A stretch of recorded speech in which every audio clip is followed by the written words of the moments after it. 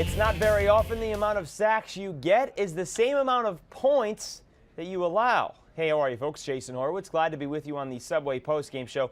And while all the focus at the end of last week was on the offense and who was or was not getting the football, what was left out for Dallas heading into the game with the Giants was just how well the defense had played. Since the loss to New York and the bye thereafter, the Dallas D had allowed just 273 yards per game the last four, while totaling 19 sacks. And that side of the ball was even more dominant on Sunday night, and because of it, put the Cowboys, for now, in a good spot while leaving the Giants with some questions to answer. 20-8 the final, and like I said at the top, the amount of points the same as the amount of Dallas sacks. 8. The most the Cowboys have recorded in a single game in 11 years, all part of a game in which they gave up just 218 total yards of offense.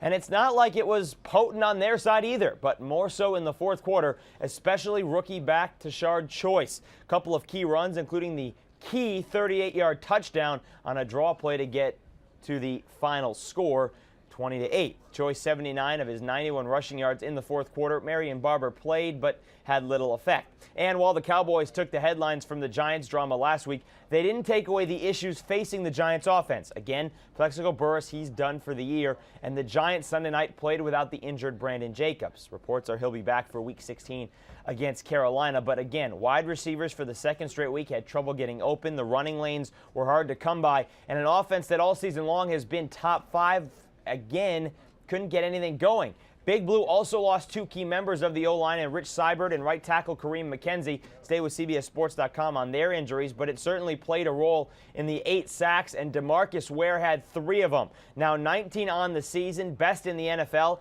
and just 3.5 away from Michael Strahan's single-season record of 22.5.